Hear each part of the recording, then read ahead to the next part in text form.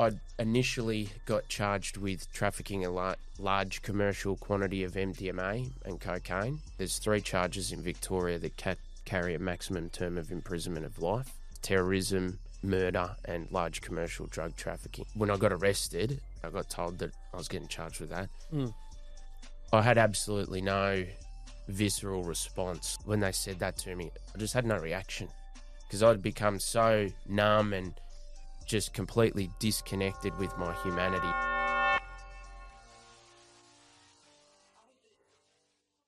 Here we are with Luke Anderson, from doing prison to now working with prisons.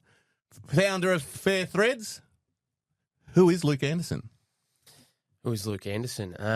Luke Anderson's my real name. Milky's my stage name, I guess, for people that know me personally.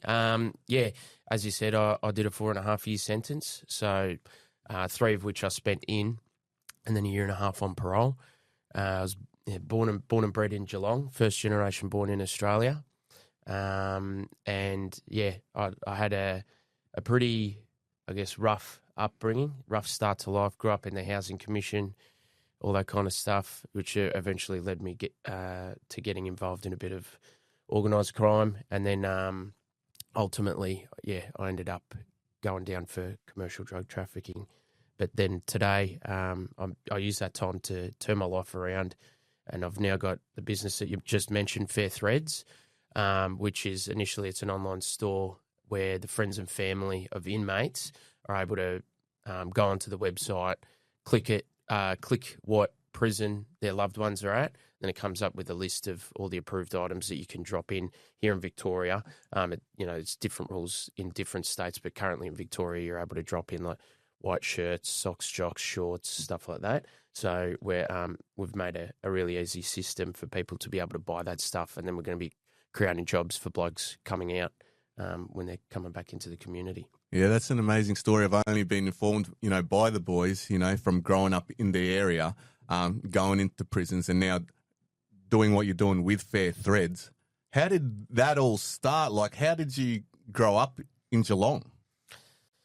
Yeah, my early days, I guess, my parents were quite young when they had me, so not teenagers, but early 20s.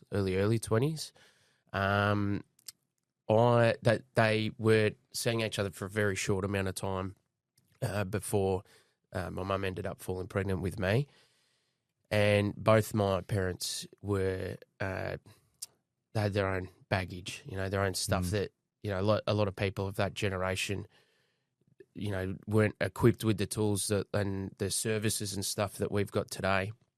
So as such, young parents even now, they struggle even compared to back then. It was really difficult. So it wasn't a happy and loving environment to grow up in, which I'm sure you fellas probably experienced as well, right?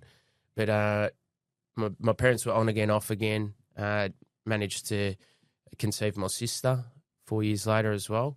I ended up at 8 years old, my parents separated for good.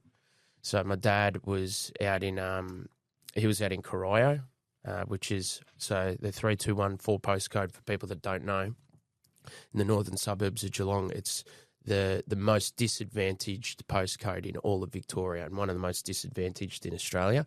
It's also the most overrepresented in the prison system in Victoria. Growing up between Corio and then my mum had a housing commission home down in a place called Clifton Springs, which is it's a good area, working class area down on the Bellarine Peninsula. So on one side, it's it's good being over in Corio because you got like-minded people that get when you're living in the housing commission and stuff like that.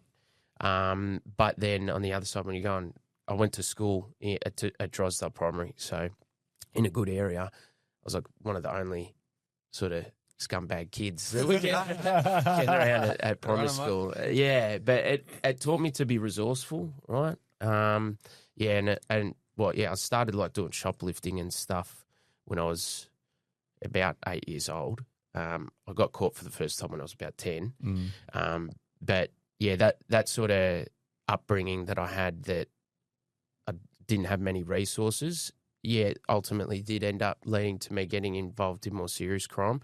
But then today I learnt a lot of things that, a lot of principles that I even still apply now that serve me really well. Yeah, that lived experience, like you say, Jacob, the transferable skills. And for those that don't know, Corio is a bad area, as in every time I went to jail and heard about Geelong, everyone was from Corio or Norlane. Yeah. Yeah. I think it was you, Jacob, who told me once it was something like 80% of the Victorian population or something. I can't remember the exact stats, or 70%, was it? Yeah, they have a very high population, like you just said, bro, like of people who are in the Victorian prison system that are from Geelong. Yeah. Yeah. So it's 50% of the entire prison population comes from 5 postcodes, and 50% of those come from 2. One of them is, I'm pretty sure it's Dandenong. The other one is 3214, which is, sorry, Dandenong. 75. Yeah, he's scumbags as well. Birds of a feather. That's it. Yeah. So, I sort of had that tumultuous time, particularly from 8 to about 12 years old when my parents had separated. My mum ended up getting a new partner. And then, from sort of, I was particularly troubled. I think about keeping me back in primary school, that kind of stuff. I was always like really talented at school, but just not engaged because I had a bunch of stuff going on outside of school. When Mum got a new partner, it sort of it added a bit of stability to the home. So for 4 years there, things looked somewhat normal. And then, a little bit of a warning on what I'm about to say for some people might be a bit triggering, but that partner, so he was my stepdad. When I was 16 or 17 years old, I was at the very end of, I'd started school a year early, so I was at the end of high school. And one night, my sister come into me hysterically crying. It was like 1 a.m, and I was like, what's wrong? And she was like, pretty much was non-verbal because she was crying so much. And then I was like, what's wrong? And then she's like, Richard did something funny. And I was like, what do you mean? And then she eventually explained to me that she'd SA'd, he'd SA'd her. And my first reaction was to grab a baseball bat out of my cupboard, and I wanted to go cave his head in because he was in bed asleep, happily asleep. But I don't get how somebody goes and does that and then goes straight to bed next to my mum. My sister pleaded with me, and she ended up convincing me not to do that, which was the right decision.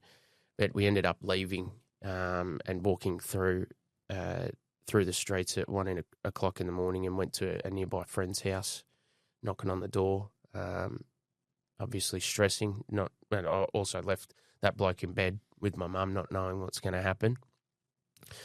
The bloke that answered the door that night was my friend's dad. I was trying to explain what was going on, and he seemed like a little taken aback, like not comprehending the situation. I didn't know how to be more clear about it. I was explaining what was going on, but he just didn't seem to grasp it, right? Anyway, they took us in. Police got involved and whatever. He ended up getting convicted for it, as he should, the dog. Yes. But what ended up happening was because of all that, my mum and my sister ended up moving away from Geelong. I stayed. I ended up living with the friends that I went to that night for support. But then through my sister's bravery, that gave, for her to speak up straight away about that stuff, it gave my friend the confidence to then come to me and let me know that their dad, the one that answered the door that night, had done similar stuff like that to them when they were like little kids. And what ended up happening was I supported them through the court process over the coming couple of years. This bloke ended up getting a 14-year sentence, the dad of my friends. Like, it was really horrible stuff that he'd done. Before we dive back in, a quick shout out to our sponsor, Gallant Law, led by my friend Lauren Casamadis, an accredited criminal law specialist in the state of Victoria. With over 20 years' experience, Gallant Law brings deep courtroom know-how and genuine care to every case. They handle everything from driving and drug offences through to serious indictable charges through to regulatory matters like WorkSafe, ASIC, APRA, IBAC and coroner's court proceedings, always with a focus on protecting your future. What I really respect is how Lauren and her team treat people with empathy and clarity when people are facing some of the toughest times in their lives, guiding them not just in court, but beyond it. But my life essentially went on pause for like 3 years. I couldn't get a job. I had my own really bad mental health issues. And, I just could not get my shit together. I now understand for good reason, but I was copping pressures from people in my life that didn't understand what I had going on. I thought about joining the army, but my parents were very much against that. And ultimately I ended up managing somehow to secure an apprenticeship as an electrician. But then I also simultaneously ended up moving out of that friend's house because that relationship came to an end. And I was living homeless out of my car while starting as a first year electrician apprentice. I was getting paid about $230 a week at the time. And I used to have this experience where I'll go to work and I would not have any money because I'd blow it all on piss on the weekend. Because, it was like if I'm working through the week, I'd still play footy, I'd still do sport, all that kind of stuff. But then when I get to the weekend, that's the time where I'm on my own and I can think. That's when the demons come in. So it's better that I fucking drink piss and get on the drugs, right? And I had this experience where I go to work, wouldn't have money for lunch. What I'd do is I'd drive around instead of going to my bosses, who were great blokes, by the way, and I knew that they would give me support if I had to ask. I know that now. I didn't know that then. But I didn't know how to ask for help. And what I'd do is I'd just go drive. I'd say, I'm going to buy lunch. And then I was going, how the fuck are you getting money to buy lunch? You're first year apprentice. I'd drive around the corner and I'd just sit in my car because the feeling of being hungry was way easier to sit with than the idea of asking for help. Like, that was really, really uncomfortable. It's hard for most blokes. We're shit at it. But then one day, there was this thing where McDonald's used to run the double beef and cheese. Remember? $1? Yeah. And I was running off of those things, right? And one day I was like, I'm going to go get a double beef and cheese. I went down. It was Belmont McDonald's here in Geelong. And I was in the car park, and my whole life was in the back of this car. I was scrounging through the back. I'm finding. I started out I found 50 cents as a start. I'm like, yes, we're already halfway there. And then I found 20 cents, and then 10 cents. And I was scurrying through for ages, and it was getting close to when I needed to get back from lunch, and I ended up getting stuck on 95 cents, and it was time that I had to go back. And that was a really critical moment for me, where I'd had all of this just horrible shit consistently happen to me across my whole life. I didn't have anybody that had my back. It didn't feel that way. And it was just the weight of the world come down on me, and I ended up breaking down crying in the footwell of the driver's side of I had my knees out on the ground, and I had my head down in the footwell of the driver's side of my car, and I was just crying. And then all of a sudden I just sort of started laughing to myself. And I'm like, I hope nobody was fucking watching me because I thought this bloke's manic or something, right? But then I just started laughing because I started thinking, of course it fucking goes like this. Of course, and I started being like, there's 100% there's a God, or there's some greater being, because these sorts of things cannot be a coincidence. It happens over and over again. And I keep getting fucked over, and I'm really sick of it. And I'm not just going to sit here and keep feeling sorry for myself. I'm going to take my destiny into my own hands. What I'm going to do is I'm going to get this 95 cents. I'm going to drive through the drive-thru. I'm going to ask for the double beef and cheese, which is $1. I know I'm 5 cents short. I'm going to scurry around and go, 5 cents. And then eventually the girl working at the checkout's going to feel uncomfortable, say, don't worry about it. I'll still get my double beef and cheese.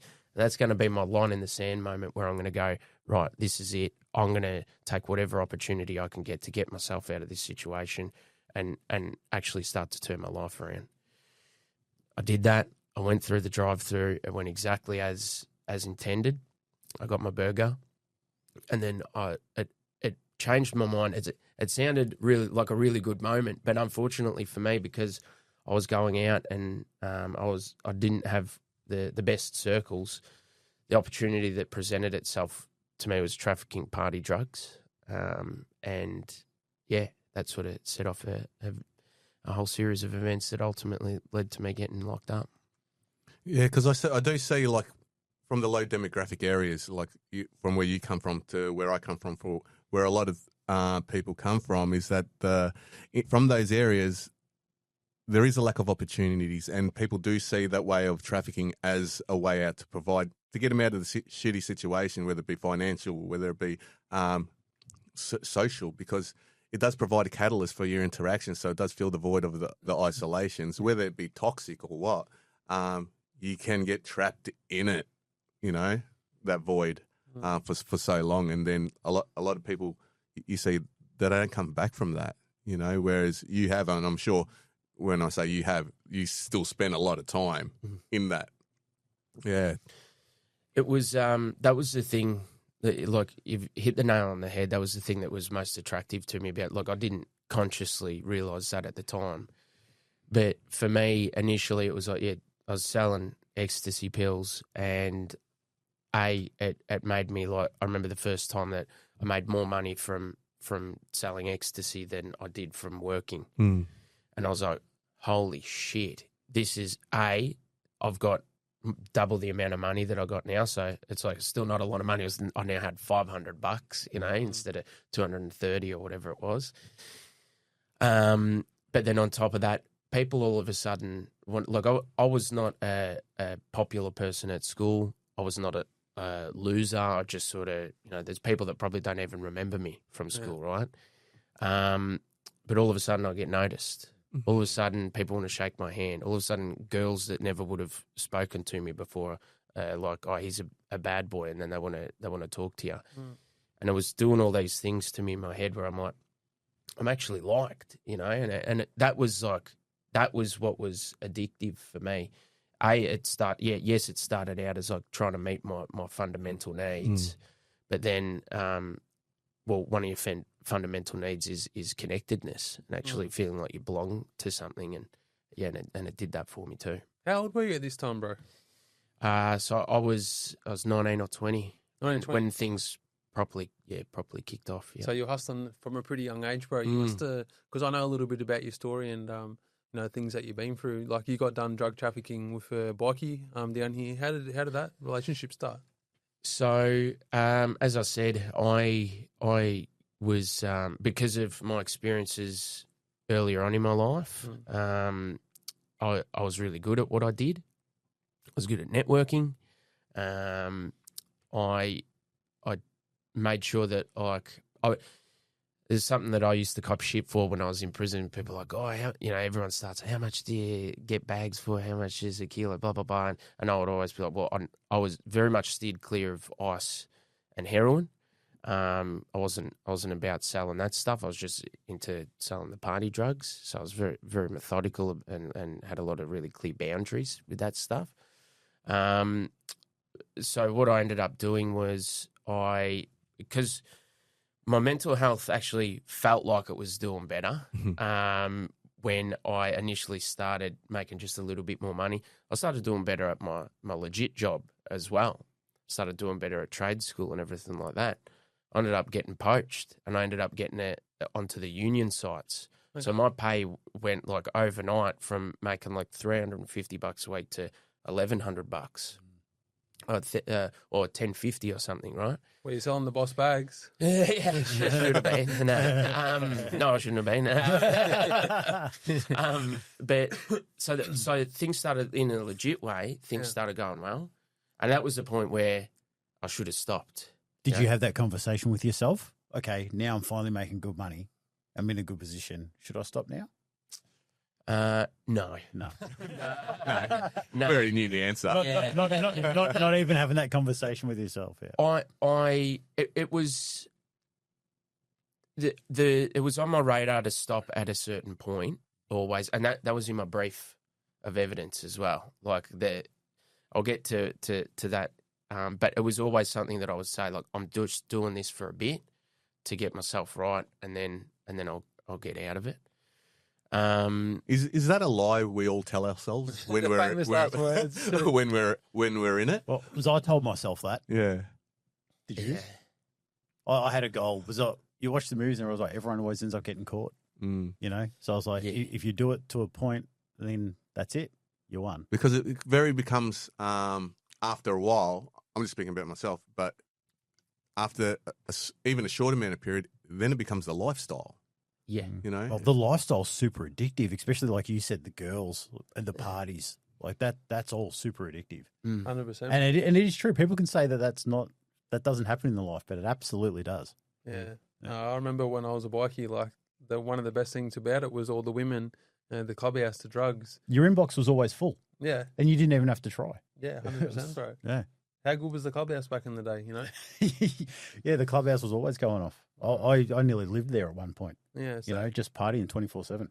just becomes a lifestyle. I mean, you were hanging around bikie clubs and that. I don't know if you used to go to clubhouse, but even the parties where like, you know, when you're fucking hustling, there's money, there's girls, there's women. There's all of that stuff. But for me, most importantly, it was like a footy club. Like my two coies were both part of the same club as Troy. I'd met Troy before I went to prison just a few times. But for me, yeah, that stuff was nice and it was fun. But like walking into a place and having a couple of mates with you that you're like, if something goes wrong, they're willing to spill blood or have their blood potentially spilt as well. Like they've actually got my back. And that was probably the thing that was most addictive to me. It's same as what I said before. It was the people wanted to all of a sudden talk to me and all that kind of stuff. And that's been something that I've even, like, I struggle with today. And we've spoken in private, Troy, about like how there's different parts of different relationships you can get addicted to and stuff like that. I think the thing that is the hardest thing to be away from me is like that genuine feeling of having mates that really, like, if something goes wrong right now, I can call them and they're going to hop in the car and they're going to come around and help me sort it out. Part of turning your life around and being a law-abiding citizen is that you don't resort to those sorts of things anymore. But it leaves an itch that you can't scratch anymore. No, definitely, bro. And that's so important. That's one of the biggest things that I struggled with when I stepped away from that life was like actually realizing that not every person that you meet, you need to spill blood with. Not every person that you meet, you're going to kick the door in. Not every person that you meet, you're not worried that they're going to rat on you if you commit this crime with them. That was so hard for me to drop that. Like, and then, you know, realize that there was just actually nice people, genuine people that may want to help you or may want to say hello. They don't expect something in return. That was so hard for me to, like, for the penny to drop on that. And speaking on that, I was having a conversation with TJ on the way here, and I said, you know, I was speaking about relationships, you know, in the past, but was also speaking about the relationships we have today, and we had a dinner which he came to just only a couple of weeks ago, and it's like, isn't it funny, you know, from the life that we came from, you know, the conversations you have there and the conversations you have now, it's all about who sits at your table. And I got a lot of insight from the table we sat at the restaurant the other night. And for those that don't know, we don't speak about, like, I speak about addiction recovery, but I don't speak about addiction recovery to you guys. You don't speak about mental health with me. You don't speak about institutional abuse, you know, or what you do, you speak about. What we actually speak about is goal setting, how to improve our lives, what avenues to go down, you know, what resources, you know, how we were just talking about office space, shared space, you know, just things like that. And it is addictive, the relationships from that lived experience, and the addiction we have now is improving our lives. And to say, for example, you know, whatever my meal cost, I think it was $75, but it was worth every cent because I got to sit at a table where I get some insight that I do not have, or some motivation, or a skill set that someone else has, and apply to my own. And yeah, I just want to thank you for coming the other night, because I got a lot out of the conversations that we have, because I'm here talking about social media, but you're teaching me about the back end, like the infrastructure that in place, or what avenues I could go down as speaking routes, just with that's your skill set as well, Jacob. Your skill set is the back end as well, which me and Troy take a lot from. So yeah, can you tell us a bit more about Fair Threads? Yeah, well, I think prior to getting to that, I'll explain how I ultimately maybe ended up in prison, and then how I come up with how I come up with the idea of Fair Threads, because that's when I did come up with the idea. But things, to cut a long story short, things escalated, as I said. Got a bit more serious about the drug dealing, and started doing volumes. One of my cuts, so he was my best mate at the time, and he was under investigation for some other stuff, which obviously we had no idea. But there was one night we went out on the town, got in in a fight, ended up getting mate ended up getting arrested to get charged with the assaults. And he was in the cells with a couple other fellas that they were in there for similar sort of shit or something like that. And they started talking to him and, let's stay in touch, whatever. Yep, no worries. Unbeknownst to him, turns out that they were undercover coppers. Both of them? Yeah. Yeah, where are the rats? Yeah, but I didn't ever know that they can do that. Like, put them into the holding cells with you and all kinds of shit. Like that. That's pretty hectic. But yeah, ended up being an undercover operation on us for 6 months, which, the day that I got arrested, there was like 7 or 8 properties that were raided in connection with us. So it was 6 people that got arrested on the day. My 2 co-offenders, so I got the most. I got 4.5 years, as I said before, on the top, 2 years, 9 months on the bottom. One got 2 with a 1, and then another one got 6 months. So yeah, when I was going through, I initially got charged with trafficking a large commercial quantity of MDMA and cocaine. So there's 3 charges in Victoria that carry a maximum term of imprisonment of life. That's terrorism, murder, and large commercial drug trafficking. So when I got arrested, and I got charged with that, I got told that I was getting charged with that. I had absolutely no visceral response. Like, what I mean by that is, like, when they said that to me, I just had no reaction, because I'd become so numb and just completely disconnected with my humanity. I'd pretty much become a bit of a monster. I was capable of some really shitty things, and I just didn't care about myself or anybody else for that matter, realistically, at that time. And they said, "You're getting charged with this," and I'm sitting there, and I'm like, no comment.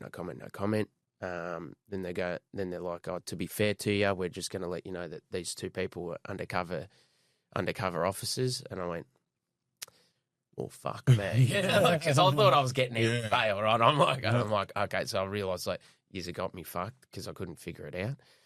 And then they asked me, what'd you do with the money that was, used to buy the drugs off of me? And I said, I was like, well, I won't make no comment on that because I want to take the rap for it.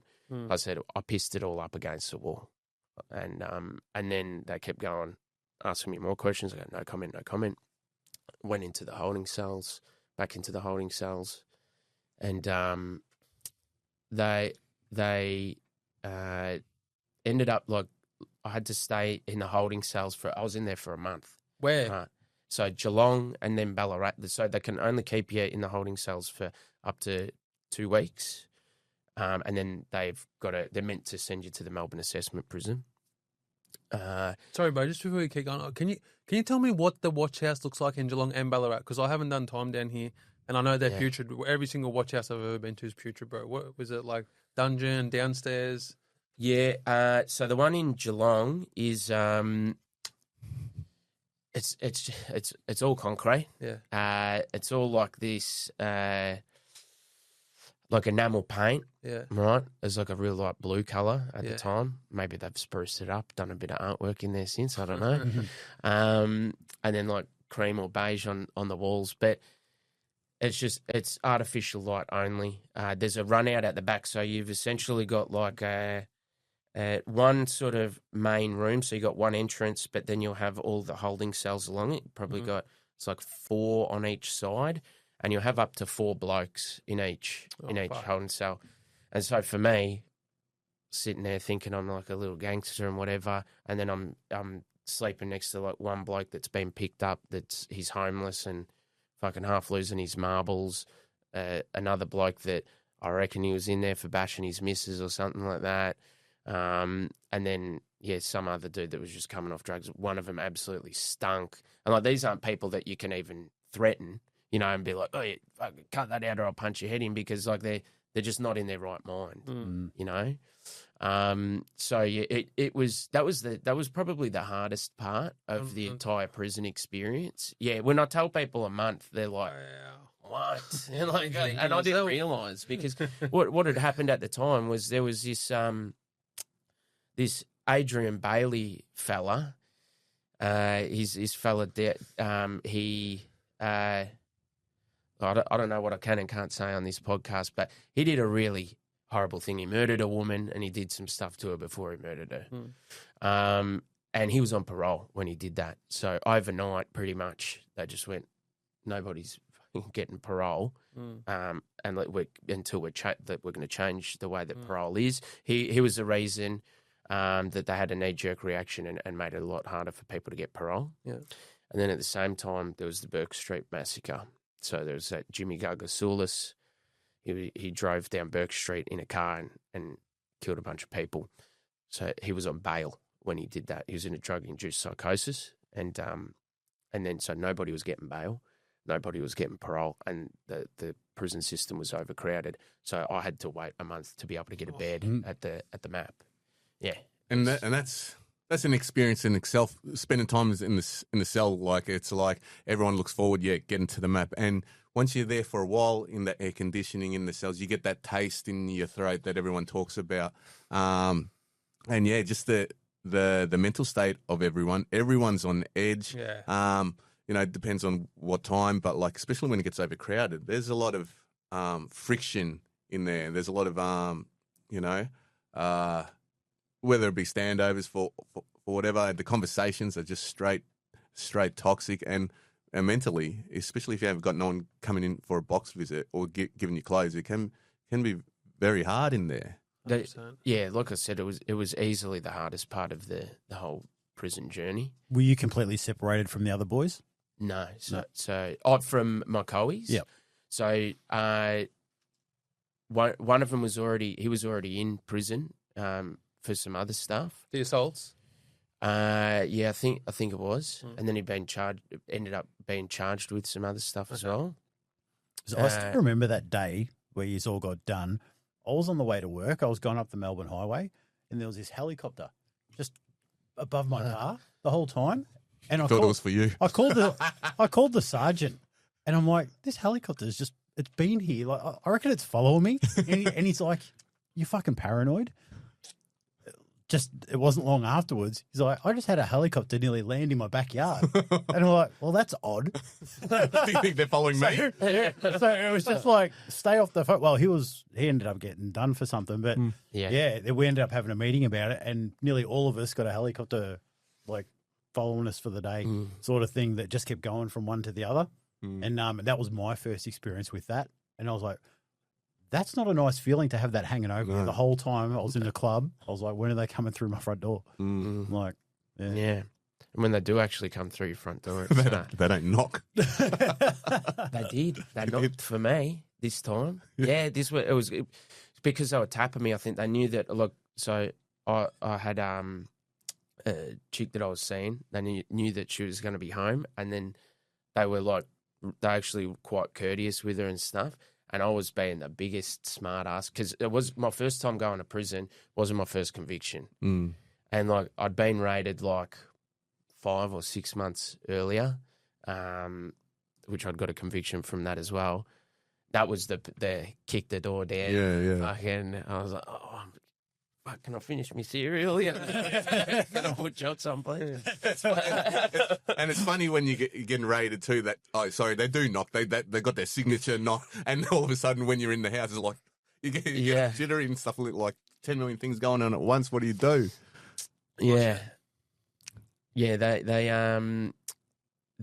with the getting raided stuff. Yeah, that was an absolute eye opener. It's one of it. When I ended up getting out of prison, I had my missus' cousin come and knocked on the door and go boom, boom, boom, Victoria Police, and I had a fucking panic attack, man. It actually properly fucked me up. I'm all good with it now. But yeah, it was a pretty difficult experience. At About Time for Justice, we support and advocate for survivors of institutional child SA, people who have struggled with bad mental health, drug and alcohol addiction. We set up this organisation with the compensation money I received for going through the trauma. This is for anybody who went through any schools, private, public boarding, any churches or church-run organisations, any foster care systems, any ward of the state under the age of 18. We also help survivors who have bad mental health or illness or who have physical injuries look at potentially claiming on their superannuation. Please reach out if you want to have your own. Oh yeah, so I ended up with the holding cells. That's when I actually had the real change of heart. I started going at first, the first few days in,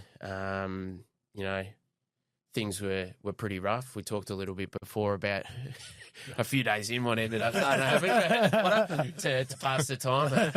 We'll talk about it later. What do you mean? Come on, bro. We're all mates. Yeah, as you were saying. Yeah. I'll take it back.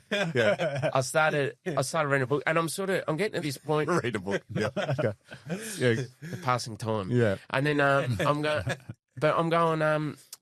I'm expecting someone or anyone to visit, right? I had my colleagues who were not going to be able to come and visit me because they'd been locked up as well, right? I think one of them got bail. The other one I said was in prison already. But they're not going to be able to come visit me. But I had other mates that I was hanging around with and doing crime with and stuff that I was expecting that they would roll up for me, Yeah.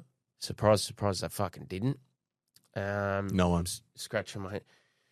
Well, what ended up happening after 2 weeks, or it was a week and a half, there was this old sergeant, proper old timer. When you get, when you're in prison, you like the old timer, the screws and that, because they're really clear cut. They can be assholes, but they're not playing games.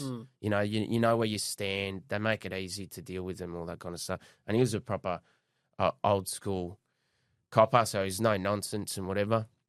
He comes up to me, he goes, he pulled me aside, he's like, "Oh, Anderson, come here, come out," and he goes, "Look, you've been polite, you've been good to deal with. I know you're in a lot of shit."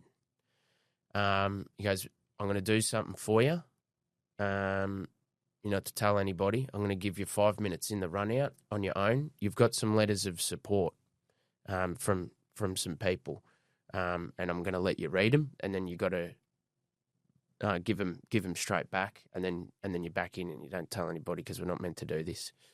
And I went, "Yeah, okay." And I'm like, "Oh, I swear it'll be everyone." Like, "Yes, stick staunch, fucking it'll be these girls or something like this, whatever." I get the letters.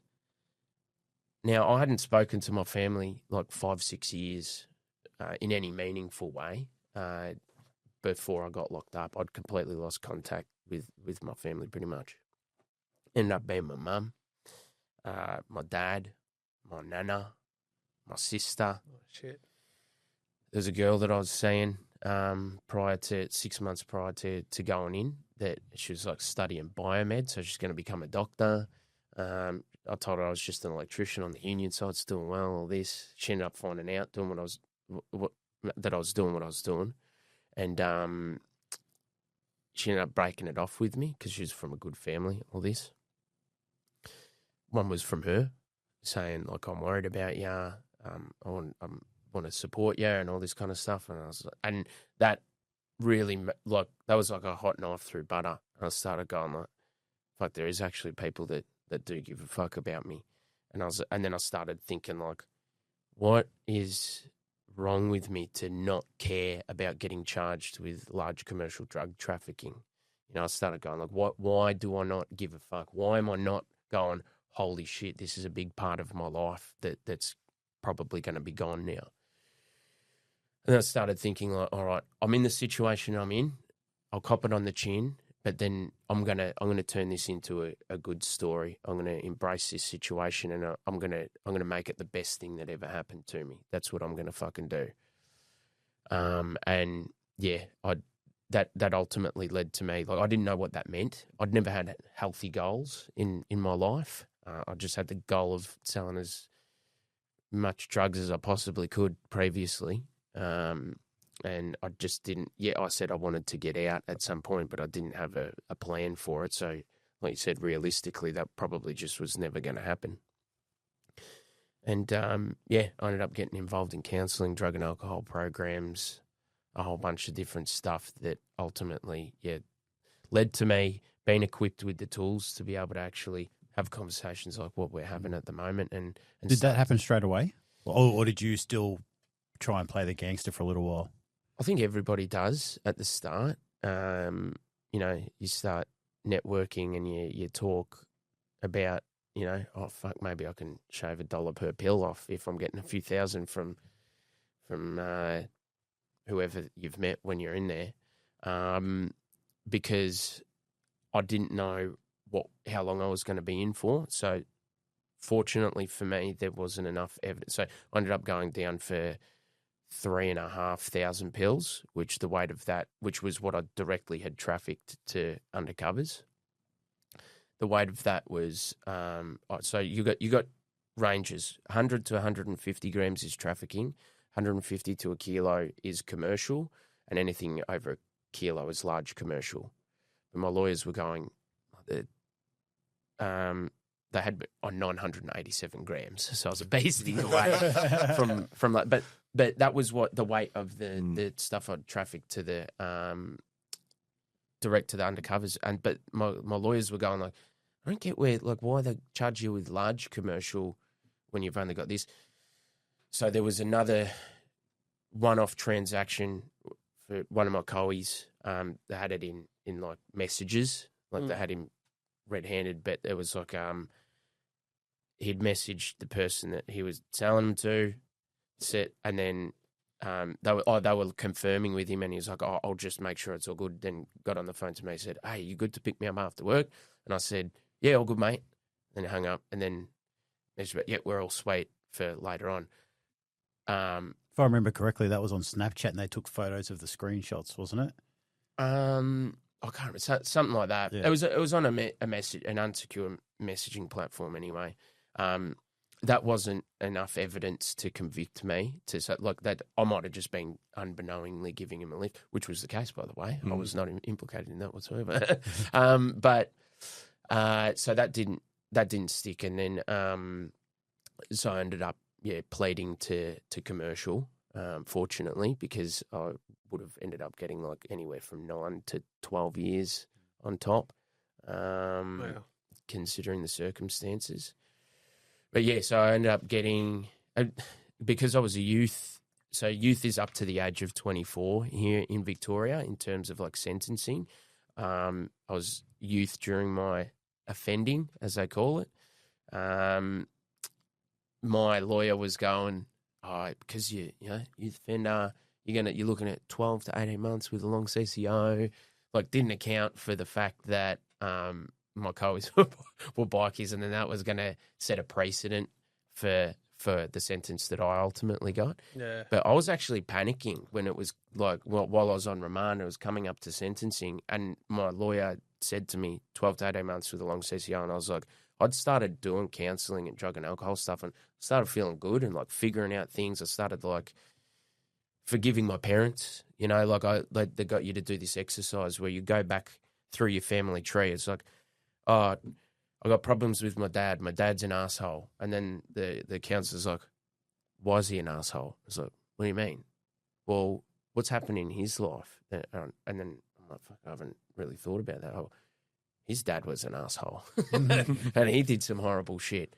Oh, yeah, okay then. So then I'm thinking, oh, so it's my grandfather's the root of the problem.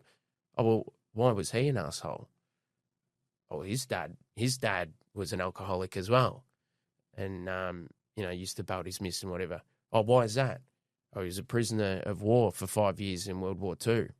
And then come home from World War II, not supported by the country that he served. And so this was over in Norway. He was actually Polish, but anyway. Got out, all kinds of mental health issues from World War II, becomes an alcoholic, substance abuse issues, passes it on to his son, to his son, to his son. Yeah, intergenerational trauma, brother. Exactly. And that was me. And then ultimately I got family members that have been to prison, but not my dad or my grandfather or anything like that. I got uncles. But I ended up being like, I'm figuring this stuff out and it's good, but this stuff takes a while. And I kept a diary. I wrote in my diary, like when it was coming up, I said, I hope I get at least 2 years. I knew within me that I needed at least that much time. And fortunately, yeah, I ended up getting 2 years, 9 months on the bottom, which was definitely, yeah. Can you just explain what that means, brother? Because some people might not understand that language on the bottom and the top. Yeah, so your top sentence is your overall sentence. The bottom sentence is the minimum that you have to serve before you're eligible for parole. So 2 years, 9 months, it was 1,002 days that I spent in prison. Yeah, okay. Which is enough. That'll do. No more for me, thanks. Get that time back, brother. You know what I mean? Yeah, Ever. yeah, exactly. So that was your first and last time? Yeah, yes. Wow. So not my first conviction, but it was, as I said, it was my first time in prison. And because I had an association, I had an asterisk next to my, so you get A, B, and C rating. So C being like you're eligible to go to an open camp, like minimum security. Because I had an association against my name, I had to spend a minimum of half of the bottom sentence at a maximum or medium security before I'd be able to progress onto minimum. Did you go to Port Putrid or where'd they send you? Yeah, so I was MAP, and then because I was young and because I was from Geelong, they allowed me to go to Margate on remand. Yeah, which was really, really good. I did a little bit of time at Port Phillip as well, and Beechworth I finished up at, which was Beechworth was really, really good. Yeah, in terms of prisons, I wouldn't go stay there again. But so I had this experience where finally getting back to how I come up with the Fair Threads idea. It was causing dramas for people that coming in visiting me. You get the friends and family. So, like, for people that don't know, there's, like, a list of items that you can have dropped in that I mentioned before. But people will go around to, like, Target, Kmart, whatever, and they'll buy stuff. They think that they're getting the right stuff. Yeah. And they go to bring it in, but then it's like it's got a V-neck on it or it's got a top pocket. You're not allowed these things. It has to be like crew neck and it has to be a certain fabric and it's different rules for different prisons. So then on the other side, sometimes you get a screw that just wants to be an absolute cunt and just, go, no, fuck off. Or other times you might get a screw that's actually all right but they're just doing their job and they're like, hey, I'm sorry, but we can't accept this stuff in. And then that person who is already stressed out of their fucking brain because they're having to come visit their son or their partner or their dad or something that's in prison, they go nuts because they've just spent the last 2 weeks trying to find all this stuff, spending time and money that they don't have, and then now it's getting knocked back, So it's just uncomfortable for absolutely everybody. So I come up with that idea and I was like, I'm going to go after it. I'm going to give that a crack when I get out of prison. And, I ended up getting a bit of mentoring from some people that were very wealthy in prison, but, also greedy. And then they did they want to buy in? Man. They didn't buy that. No, I think nobody thought that it was possible, So I used to get laughed at. I said, this is I was openly telling people, and people, bro, corrections are going to let a convicted drug trafficker sell clothes back into prisons. Fuck yeah, they are. Let's go, you're here. Yeah, a little while later, but I understand why people would have had their reservations about it, but I said, I'm going to fuck. If I was in the cell having a brew with you and you brought that up, okay? Yeah, mate. Cool story, bro. This cunt's on the butte. But, so what ended up happening was I was like, well, I'm going to go back and I'm going to finish my electrical apprenticeship when I get out. And I'm going to chase after this Fair Threads thing. I think it can be a thing. Before I even got out of prison, I got my best mate to make me an email address, and I hand wrote like a business proposal. I didn't know what the fuck it was called then. I didn't title it that. I've learned all these fancy words since I've been hanging out in these circles post prison. So yeah, apologies for that. But I ended up writing up business plan or business proposal, and he typed it up and put it into a fancy document and just sent it through to corrections, like just blindly to Corrections Victoria, or tried to address it to the commissioner from me. They wouldn't have known that it could have been any Luke Henderson. They didn't know. I didn't put my CRN. CRN on there as well? No. I also sent it through to, so there's an organisation here in Victoria called VACRO. Yeah, VACRO. Yeah. We both deal with them a little bit. Yeah. Shout out to VACRO. Yes, fantastic organisation. They've been around for 150 years now. Yeah. So they are an organisation that supports people reintegrating back into society, coming out of prison. And I said to my mate, can you email it through to VACRO as well, see if you can line up a meeting with so I said, just go for the CEO. Yeah. I mean, the CEO of anything, so I was just like, just fuck it, just go for it. And he did that, and then he's like, they've come back, and they said they love the idea and they want to talk to you. I said, but they'll talk to you in February. So I ended up getting out December 13th, and they lined it up for 6 weeks after I got out. So I've come fresh out of prison. I was in fucking Grouse Nick, by the way. I was pretty shadow. It's been a good paddock ever since then. But 6 weeks later, I'm going in and I'm having a meeting with the CEO of VACRO. And the secretary, whatever that meant. Was that before or after your parole appointments? I would have got the parole out of the way early, and I didn't tell parole about that I was doing that because they wouldn't believe me. And I'm going to meet with the CEO of VACRO or whatever. But yeah, I went up there and I was sitting down and I was speaking to them about the idea, and they're like, "Yeah, this is great." And I said, in the future, I'd love to support you guys if this gets up. And they're like, yeah, excellent. We've got to ask you, how did you come up with this idea? Have you worked in corrections and whatever? And I was like, I lived it. Yeah. I was like, well, it's actually a little bit offensive that you say that to me because I'm from the other side of the fence. I've been in prison. They're like, oh, when did you get out? They were taken aback, and I'm like, 6 weeks ago. And then because I'd asked them, can you introduce me to the top bosses in corrections to try to get this support? And they've already promised me. They're like, yeah, 100%. And then they're like, oh, what about the verbal? You verbal the he's going to sell drugs back into prison, so we're helping him. Nah, but they did that. And one of the deputy commissioners ended up giving me a phone call.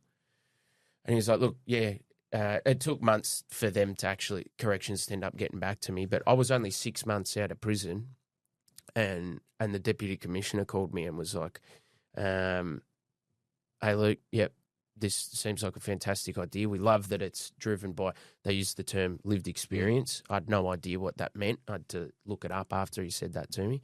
Love that we're, that it's come up by somebody that's been to prison, and he goes, I just don't get how one of us didn't come up with it. And I was like, because you just don't get it. But he goes, yeah, look, I'm going to send you an official email that says that Corrections Victoria support this concept, and you're going to be able to use that to go and speak with other organisations. And he goes, but one question before we get off the phone. I was like, yeah. He goes, if I look you up on PIMS, what am I going to see? And I was like, what the fuck's PIMS? And he goes, oh, it's the system that we use to take notes on the inmates in prison. I was like, oh. And I was like, oh, well, you know, it was like this real validation moment for me where, you know, I'd stayed out of trouble while in prison. For the most part, I was a peer listener. So like a peer mentor. So it's like it's a job that you can get in prison where if you can, like, you're good at reading and writing, you know, good at maths, you've got a decent standing within the yard, usually a long-termer, and you can give people advice. Like you'll do inductions when people are coming into your unit. If they've got dramas, you'll maybe come and either give them advice, just say, you know, you're a weak cunt, bail, or you might go talk to some of the other fellas in the yard and try to smooth things over and go, oh, you probably, you know, see what you can do. So that was a good thing on my resume essentially, and I went out and at the end of my sentence, I was one of the people that got to go out and play footy for the local footy club, helped out at the Salvos, did a whole bunch of good shit while I was in there, and I got the opportunity when he said that to me. I said, you're only going to see good things. And for me, yeah, it was a massive validation point for like really knowing that the time and the effort that I'd put in, I knew within myself that it was valuable time to me. It didn't end up being lost time for me. It could have been, but then to really just have them come back and say, hey, this hinges on how you behaved while you're in prison, and I got the tick off. That was massive. So what would you say to people doing time? Like, you can do good time and come out of it. Yeah. I think that was well, yeah, there's two ways you can go about it. You can make some mad connections and you can proper go on with it and then do an even bigger sentence next time. That's one option, absolutely. Or end up dead. That's that's a quick out as well. Or you can understand that if you make sure that you've got plans beyond prison, if your plans are not just about getting through prison, they're about setting the foundation for what your life is going to look like after you get out of prison, then none of your time will be dead time. And then what ends up happening is that you might be doing things that other people think is a waste of time, you know, doing programs, bro. We're doing barista course. You're not going to get a fucking job as a barista. No, I'm not. But it's all practice. It's all practice interacting with people in a way that I wouldn't, learning new skills, all this kind of stuff.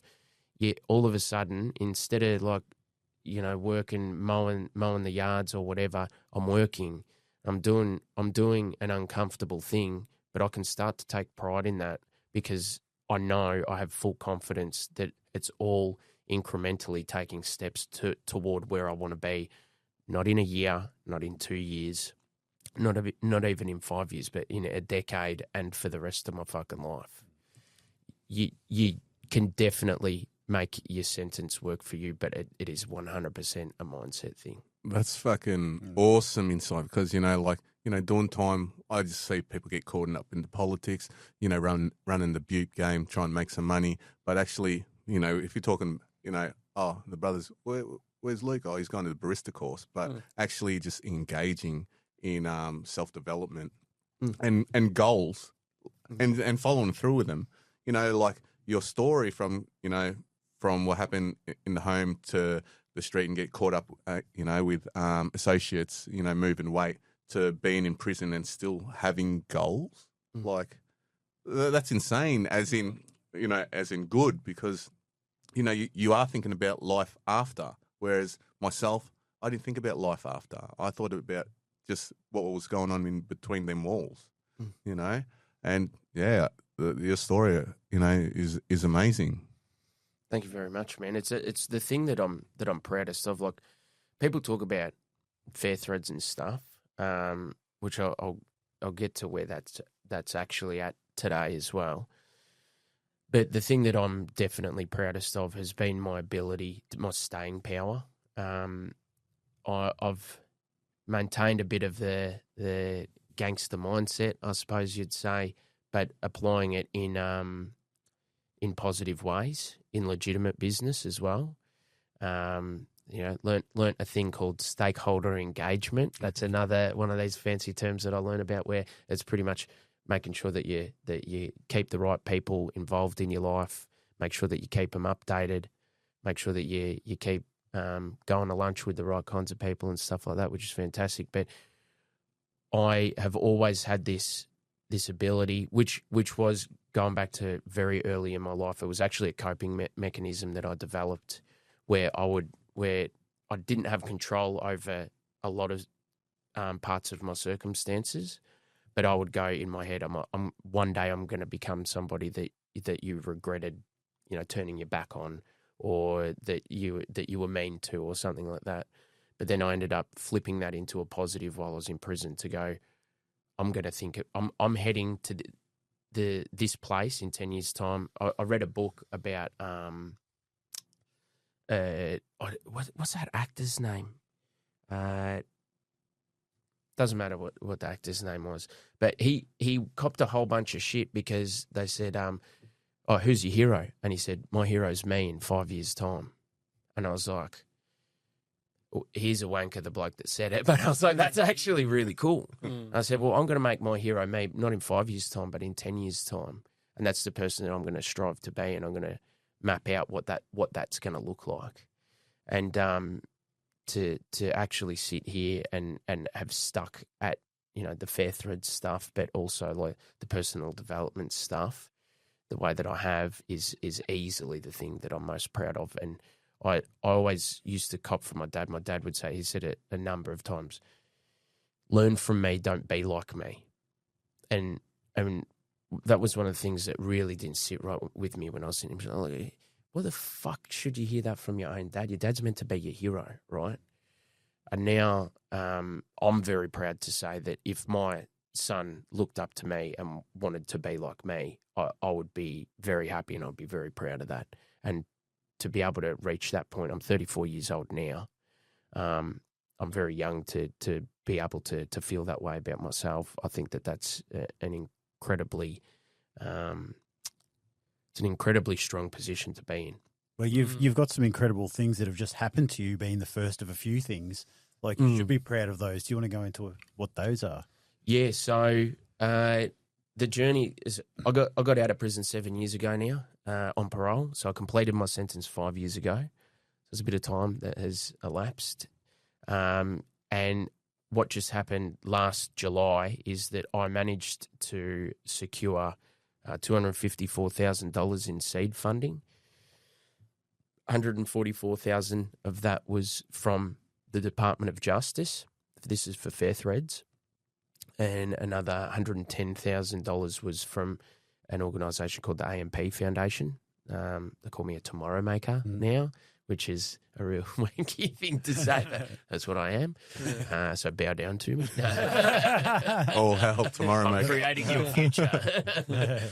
But up until that point, I had an electrical business, but I started getting involved in there's a organisation called Cloverdale Community Centre. I started volunteering my time. It's one of these people.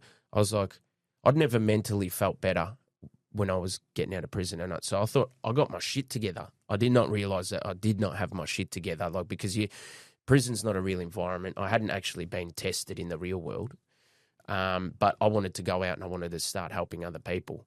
Let me tell you, if you've just got out of prison, give yourself at least 2 years. You are still fucked in the head. Doesn't matter how good you think you're doing. You got to make sure you iron out some kinks. But I did not do that, and I went and I started volunteering. Like I said, I ended up getting nominated to be in this City of Greater Geelong Community Leadership Program. I was in the first cohort of that. from that, I ended up getting cast in a documentary, which is currently on Amazon Prime. It's called How to Thrive. It's on positive psychology.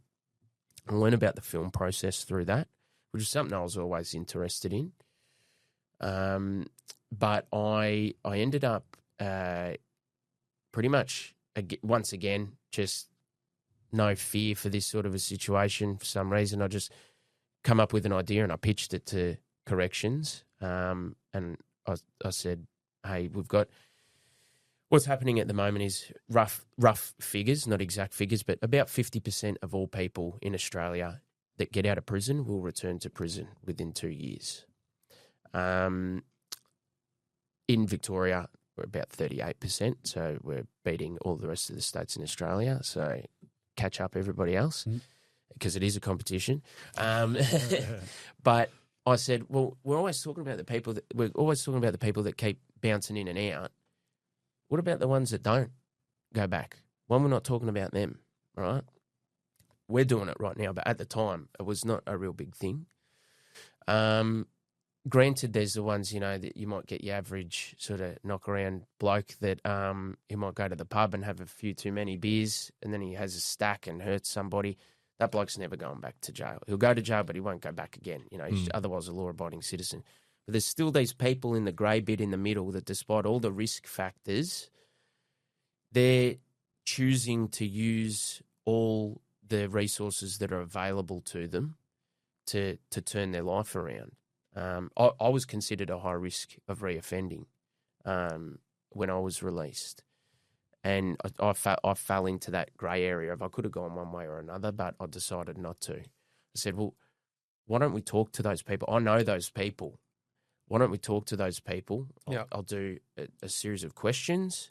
I'll ask them, not to make it out like, oh, corrections is great. Thank you, prison, for helping me turn my life around. That's not what this is. I said, let's ask about what were the hardest parts of getting out of prison? How did you overcome it? So we'll highlight the problems, talk to the solutions. We'll get all different sentence lengths because people that do 3 months have different challenges to people that do 3 years or 30 years. We'll get different cultures, men and women, the whole thing. That ended up getting funded as well. So it was like $160,000 production, which I produced for the department. And it's now shown in prisons to people. It's not at all locations just yet because they're still doing the tech rollout with the iPads. They're not iPads, they're tablets, in-cell tablets. But that's been very successful. There's been really strong engagement with it. Yeah. But through that work that I was doing, I ended up having the Victorian Electoral Commission reach out to me, and they wanted me to come in and advise them on how to better engage with people homeless and people in prison. So I took that on, which was really, really cool. So in the last federal election, there was it was like 8,500 or 9,000% increase. So 9,000%, so that's 90 times the amount of people voted in prison than any other election previously. They took their strategy from the Victorian Electoral Commission, right? Is like this one, which was my strategy. The strategy was they're going, look, we can never get people to vote. I go, well, why the fuck would they vote in prison when you just say, if you don't vote, we're going to fine you? I don't give a fuck about a fine. I'll just convert it to prison time, right? And it runs concurrent with your sentence. Runs concurrent means that pretty much just like you serve 2 sentences, but at the same time, it doesn't add on to the end. So it just means nothing. What I'm going to vote for to do something with the system that is failing me, they don't care. What they do care about is if you flip it and you say, hey, if corrections does not let you vote, they are depriving you of your right to vote. Well, that's good marketing. And it's all about how you frame the question, right? And I said, you say that to the blokes inside, then they'll all of a sudden go, wait, fuck you. 9,000% increase in voting in prison. So that's been some pretty cool work. And then now, so there's another organisation called Wise Employment. They do some fantastic stuff in the corrections space and that transitional support.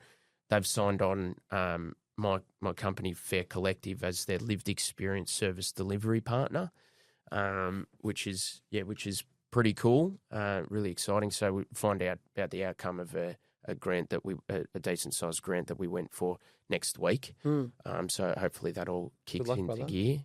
Yeah, and then getting my speaking career up and going again. I put it on pause for the last 2 years because it pretty much become trauma porn, right? I just talk about all the hard parts of my life. I didn't have that good bit at the end to really round it out with fair threads. So yeah, I'm kicking all of that stuff off again, and I'm going to start getting my hands dirty again, volunteering as well, and hopefully doing a bit of mentoring as well this year. So that's mad, bro. I'd love to have you come down to our event on the 28th of March at Doreen. I think it's Lorimar Cricket Club.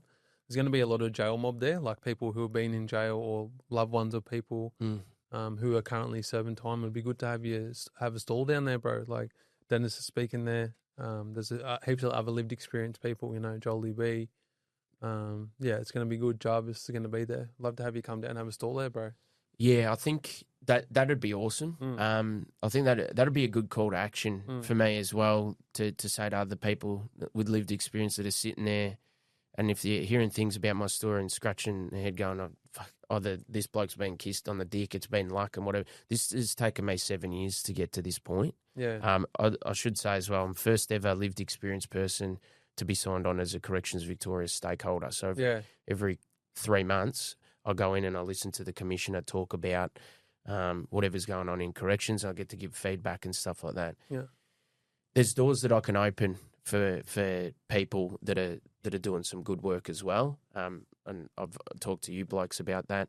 I'd love to open those doors and guide other people through them and help emulate some of the success that I've had. So I will come to that event, and I would love as many people to come up and talk to me about it because I'd love to share my wisdom and help other people start making impact as well. Yeah, well, like lots of people who will be at the event will definitely be seeing this. Like, it'd be really cool if you could, like, I don't know, on the day even show people the website because there will definitely be people there that want to see it. So, make sure that you do check out fairthreads.com.au. So there's streetwear that we're selling as well at the moment, as well as the prison wear. So you can't mistakenly buy one or the other. It's two different sections of the website. But if anyone wants to support the concept, definitely hop on and buy a hoodie or a beanie or a shirt or whatever. Yeah, mad, bro. We've loved hearing your journey on here, just from the transformation, that hero's journey, and to where you are now. If you got any advice for any head that's about to get out of jail or, trying to find their purpose, with your experience, what advice would you give them? You got to crawl before you can walk. You got to walk before you can run. I think, looking back, as I said before, the biggest mistake that I made was that whole thing. I didn't put the oxygen mask on me before trying to put it on other people. So there was things that went unaddressed for me. You get so many blokes that are like, they're getting out and they want to make up for lost time. You hear that come up all the time, like, I've been away from my family for 3 years. I've got to make heaps of money really quickly and all this kind of stuff. Forget it. I think that you've got to accept that for the first little bit after you get out of prison, life is going to be hard. It is going to be hard. It's maybe going to suck for a bit, but I promise, just stick to your guns, stay staunch to yourself and the people that rely on you. Yeah. And if you keep making the right decisions, which the right decisions and the easy decisions are two very different things. Make the uncomfortable decisions. Be okay with doing some uncomfortable stuff for a little bit, and I promise you that you stick at it for even a year or 2 years, your life will look so much better and you'll be so much happier and healthier. Yeah. Just before we wrap it up, I just want to say one thing, like with Luke, because like we sort of connected around the same time that I started getting into About Time for Justice work, maybe just afterwards, and we've been talking ever since. And this same concept and same work ethic and same grind has been in lots of our conversations, nearly every single conversation we've ever had, Butler. So I just want to say I'm so proud of you that you finally got it over the line, bro. I know how hard you've grinded, and I know how much it's taken away from, your family, and just your, just overall, just fucking probably mental health, bro, because it's a long time, long time you've been working. You had to have another business on the side to keep your, keep everything else going. So it's just proud of you, brother. Fuck, you made it. Yeah, you made it, brother. Yeah, I've got to the part where I can start doing all the work now. So awesome. Luke Anderson, founder of Fair Threads. We appreciate you coming on the Knock Around Guys with your real talk and your real conversations. We'd love to see you on the 28th of March. And yeah, big thanks again for having us share your story. Well, thank you very much.